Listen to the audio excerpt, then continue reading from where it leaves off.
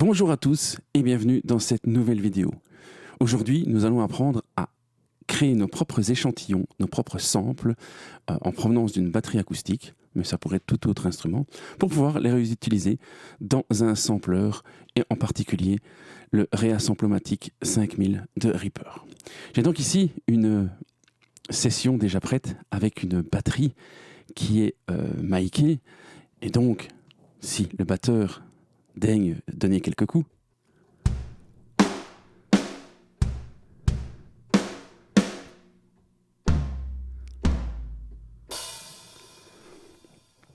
On se rend compte donc que j'ai un micro placé devant la grosse caisse, un sur la caisse claire, la caisse claire bottom,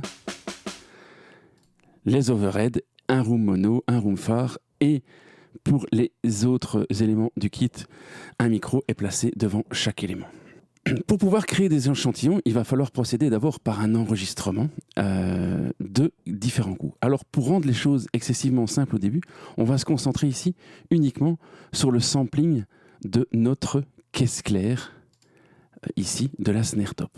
Et donc pour ce faire, je vais demander à notre batteur de jouer quelques coups allant du moins fort possible vers le plus fort possible. On va enregistrer une vingtaine de coups qu'on va ensuite découper pour créer nos échantillons. Donc je vais lancer l'enregistrement ici et donc le batteur va simplement jouer un coup de caisse claire très faible, attendre bien l'extinction de ce coup et continuer en frappant un petit peu plus fort comme ça à chaque fois au même rythme.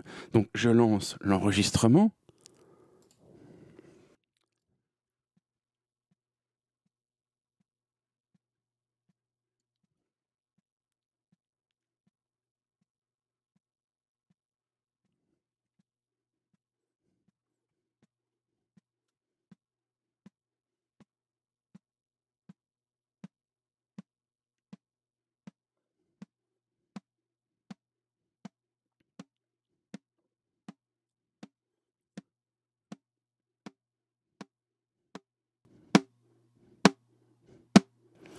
Voilà qui est fait.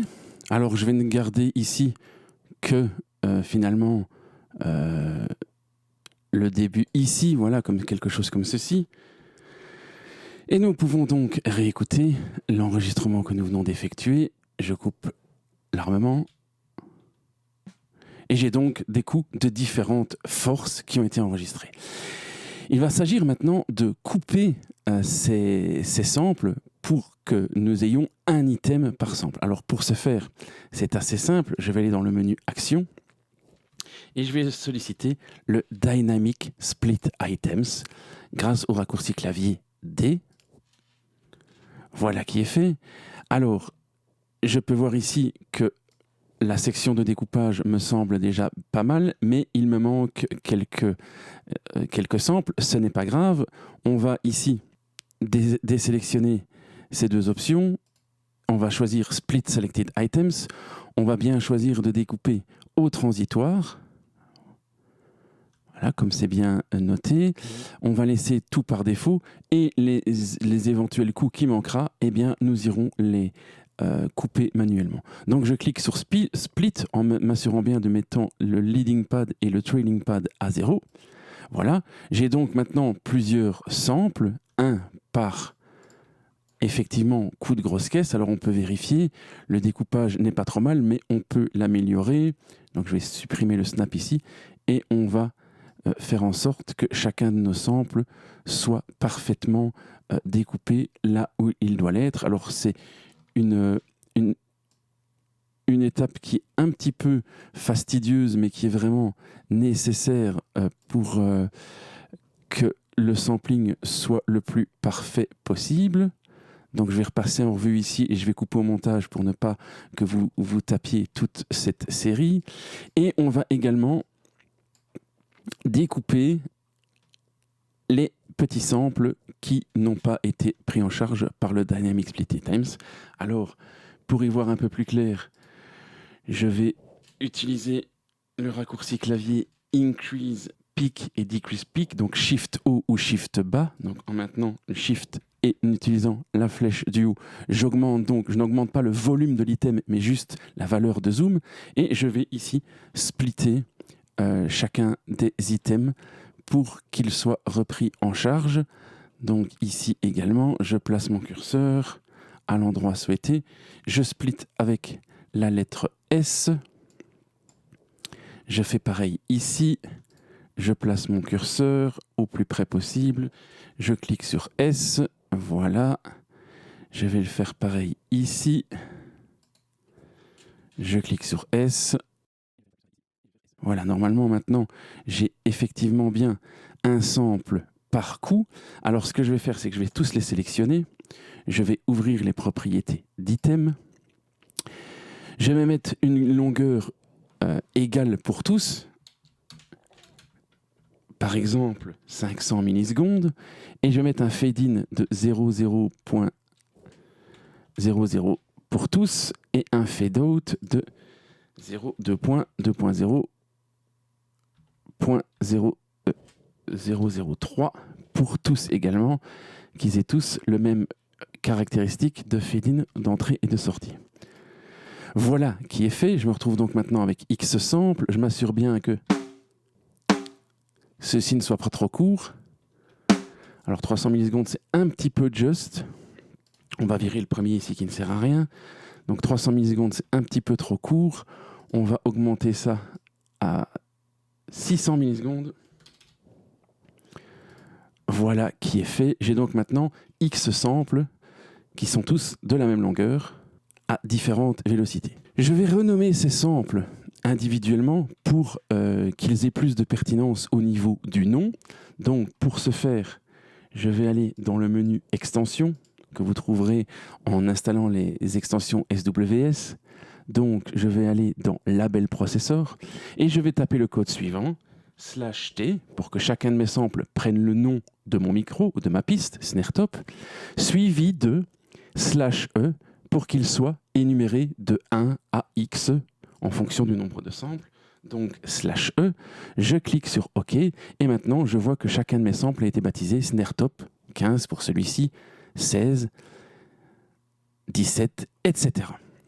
Alors imaginons que je souhaite processer ces samples via des plugins de traitement avant l'export. Je vais donc prendre par exemple une EQ que je vais placer ici sur ma piste. Voilà.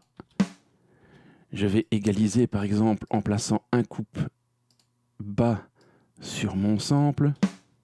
Voilà, et peut-être un petit creux. Et relever un petit peu ici avec un léger EQ. Voilà, mes samples sont prêts. Je souhaite les exporter comme ceci pour pouvoir être utilisés dans une session ultérieure. Donc je les sélectionne tous. Je vais solliciter le menu Render.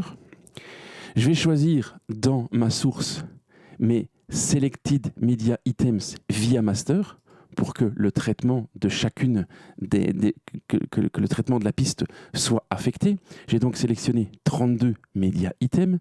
Je vais supprimer la tail. Je ne veux pas qu'il soit rajouté de 1000 millisecondes. Je veux qu'il soit net et précis comme je l'ai décidé.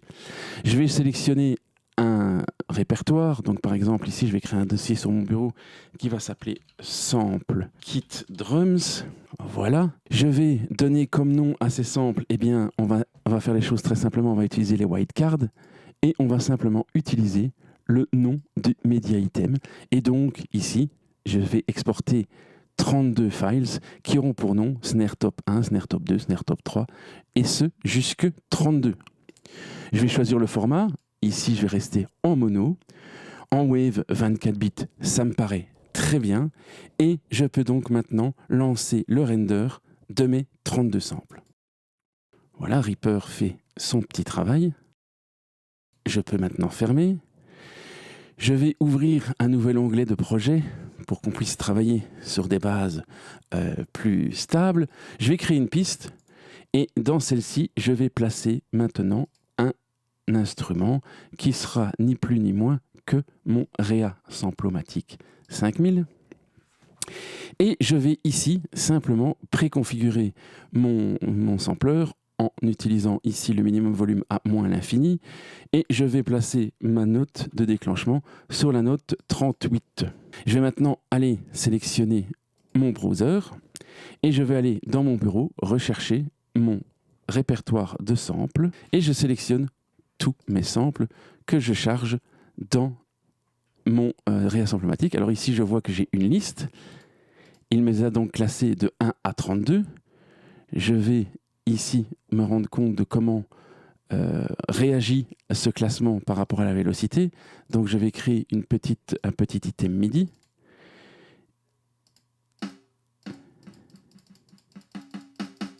Et c'est bien correct, donc plus la vélocité est forte, plus je déclenche des samples forts.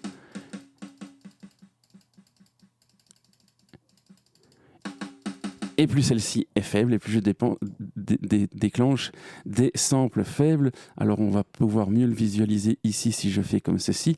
Vous allez voir que le réassemblematique m'affiche systématiquement dans la case noire ici quel sample est déclenché. Donc ici c'est le sample 32.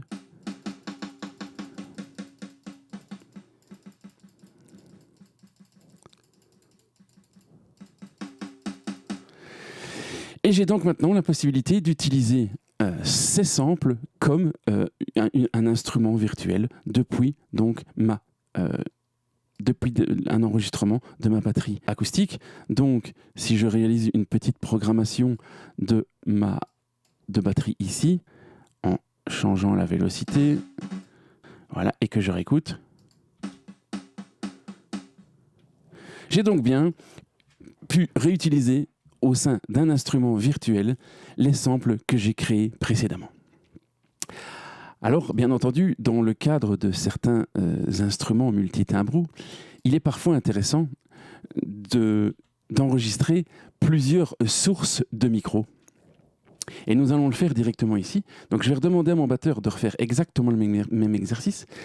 Sauf que cette fois-ci, je ne vais pas enregistrer uniquement la snare top, mais je vais enregistrer la snare top, la snare bottom, les overheads, la room mono et la room far.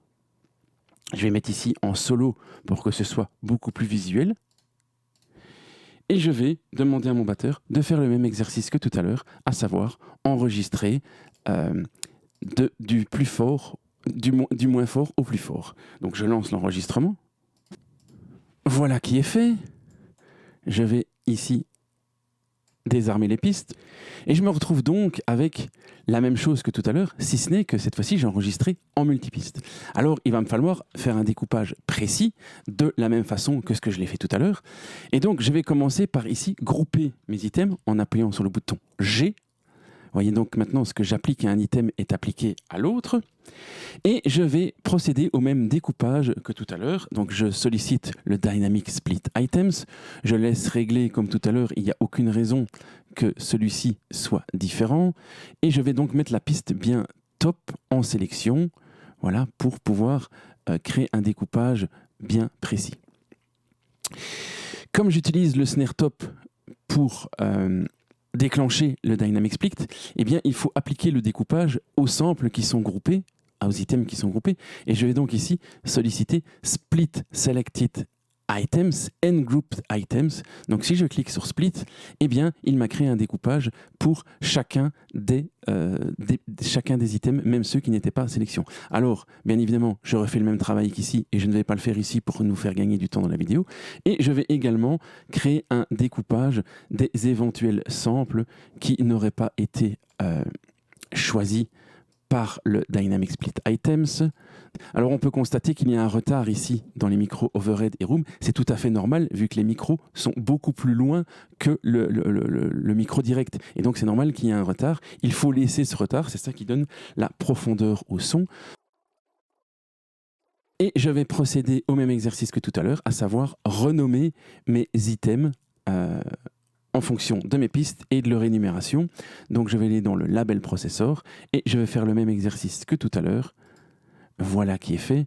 Et j'ai donc maintenant snare top 7, 8, 9, etc. et snare bottom 7, 8, 9, pareil pour les overheads, etc.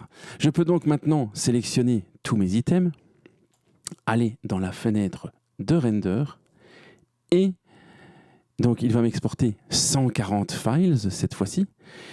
Alors ici, si je veux les exporter tous ensemble, je dois tous les exporter en stéréo, ou alors je dois faire en 2 fois, à savoir d'abord exporter les items qui sont vraiment stéréo, donc les overheads et la room phare.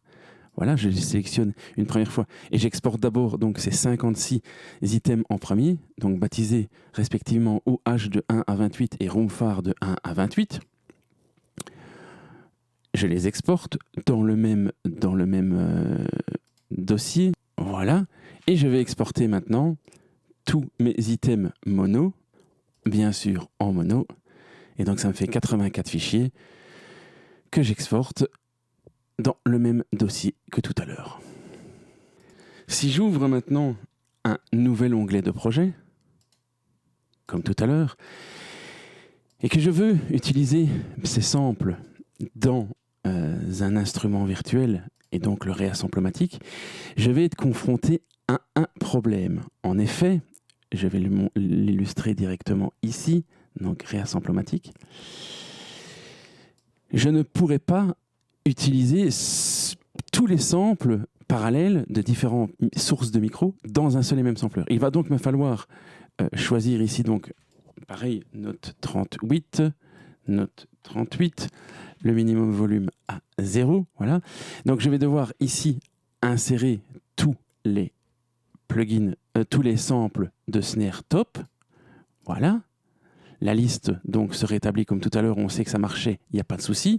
Donc ici, j'ai mon snare top 32, mais si je veux avoir le snare bottom, eh bien, il va me falloir dupliquer mon réassemblo et browser et charger cette fois-ci les autres samples de snare bottom. Et donc maintenant, si je utilise du MIDI, eh bien, j'ai l'addition des 2 samples qui se créent.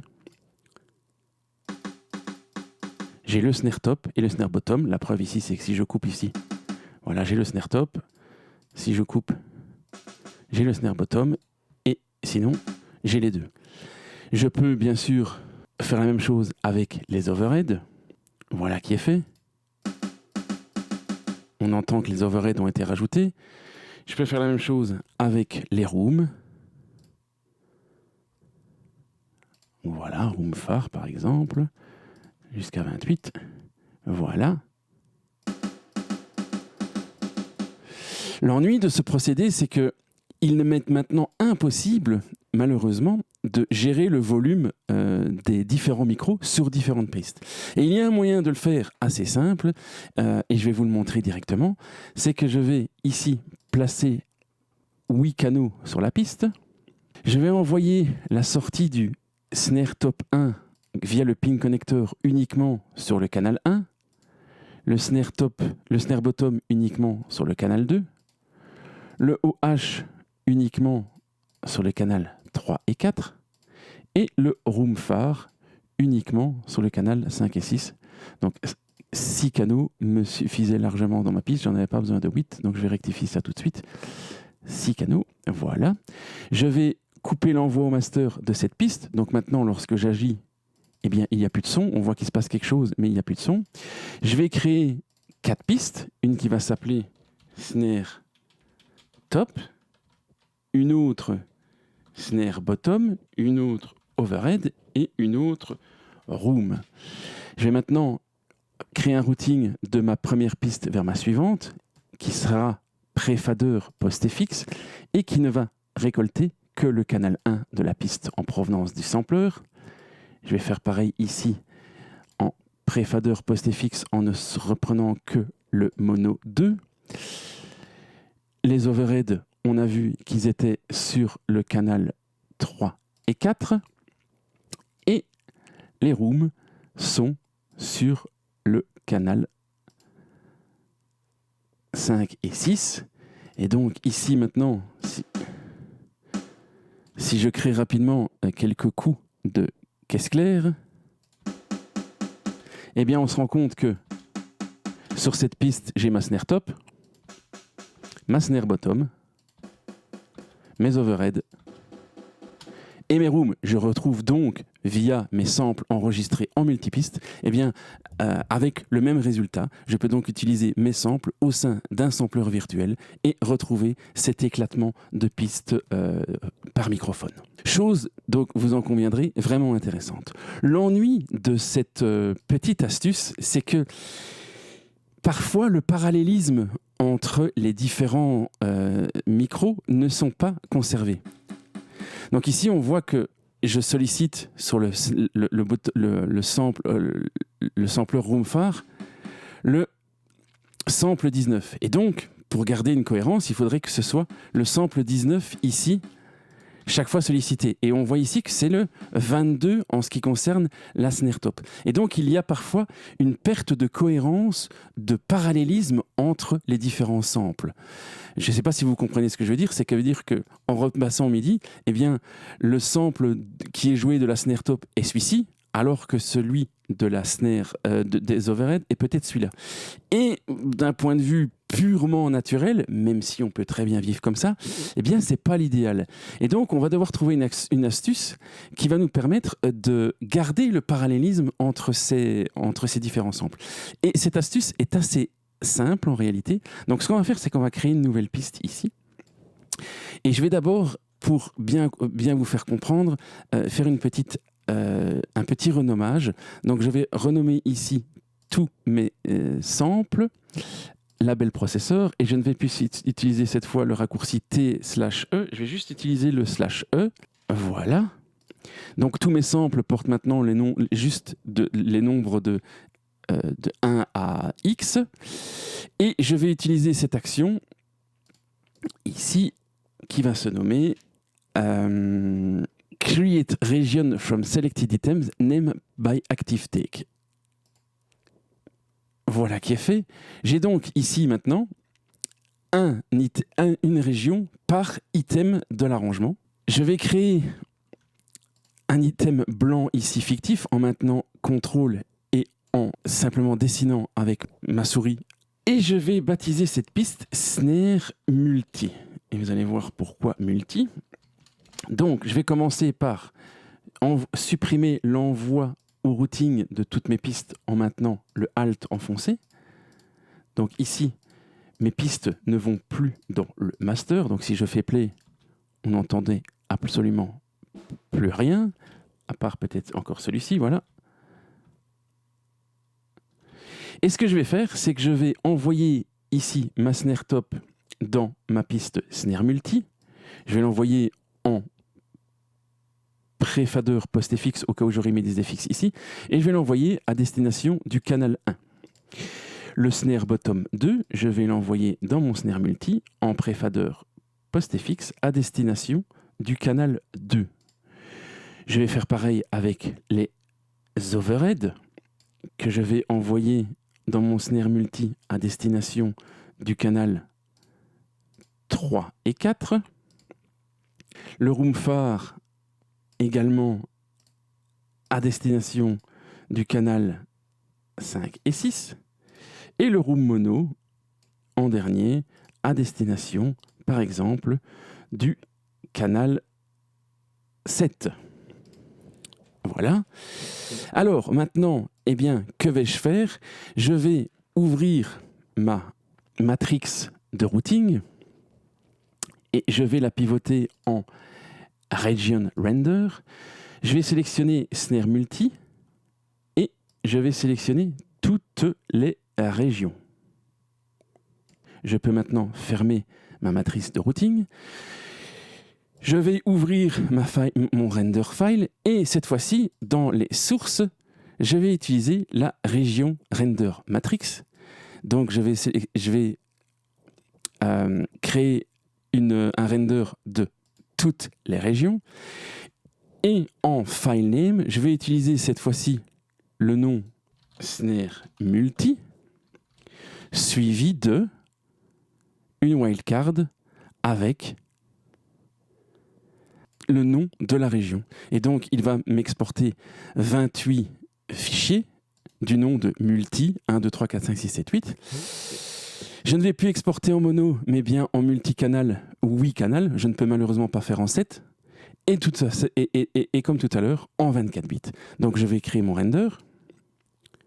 Je me retrouve donc avec des fichiers Wave multicanaux. Voilà qui est fait. Je vais maintenant ouvrir un nouveau Project Tab. Je vais à nouveau ouvrir mon Rea Samplomatic. Et cette fois-ci, donc je recommence, note 36 comme ceci. Et cette fois-ci, dans mon browser, je vais aller chercher mes samples multi. Donc mes snares multi de 1 à 28. On se rend compte en fait qu'ici, voilà, j'ai donc un wave multicanal par sample. Donc j'ai 28 samples qui sont placés et qui sont tous en multicanaux. Ce qui va me permettre donc de faire comme tout à l'heure, supprimer l'envoi au routing et l'envoi au master de ma piste, créer 4 nouvelles pistes. Donc snare top, snare bottom, overhead, room stéréo, et il m'en manquera une, donc room mono. Je vais maintenant créer un envoi de ma piste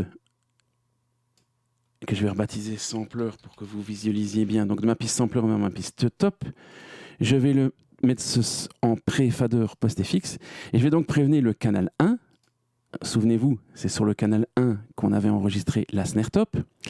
Je vais envoyer le snare bottom 2 ici, donc depuis la source mono 2. Alors je vais d'emblée ici mettre 8 canals dans ma piste. Voilà. Les overheads, on avait dit que c'était sur les canaux 3 et 4. Les rooms stéréo, c'était sur 5 et 6. Et les rooms mono, on avait dit que c'était... Pardon, j'ai recopié le sampler. C'est pas le sampler que je vais recopier, c'est le routing. Voilà. On avait dit que c'était sur le canal 7 mono. Voilà. Et donc maintenant, si je crée un petit file MIDI, là, à différentes vélocités. Donc si je joue ce que je viens de tracer, et on se retrouve donc avec la snare top sur ma piste, la snare bottom, les overheads, room stéréo et room mono. Et l'avantage, c'est qu'ici, qu'il n'y a qu'un seul sample qui contient toutes les sources de microphones, et donc il n'y a pas de possibilité de décalage entre un coup et son équivalent dans une autre paire de micros. Donc voilà une petite façon de sampler un instrument acoustique qui peut être très très pratique et qui vous permet donc de réutiliser ces samples dans d'autres projets, dans d'autres contextes. On aurait très bien pu évidemment sampler chaque élément de la batterie. Là on a fait que la snare, on aurait pu très bien faire le kick, chacun des tomes, le charlet, les cymbales, etc. Et si vous avez un piano, vous pouvez très bien utiliser cette technique pour sampler votre piano, chaque note, votre guitare, votre djembé, bref, comme bon vous semble. Et bien entendu, pour ne pas avoir à refaire ce travail ici qui est fastidieux, je peux sélectionner toutes mes pistes, le sauver en tant que track template, donc par exemple ma snare multi, voilà, et donc ici, si un jour je rouvre un nouveau projet et que je veux réutiliser mes nouveaux samples que j'ai fraîchement enregistrés moi-même, je clique droit, Insert from Track Template, ma snare multi, et je me retrouve donc avec les samples qui sont déjà préconfigurés, placés sur la note que je souhaite, et il ne me reste donc plus qu'à les jouer via une source MIDI ou un clavier virtuel. Merci pour votre attention. J'espère que tout ceci vous sera bien utile. À la prochaine. Ciao.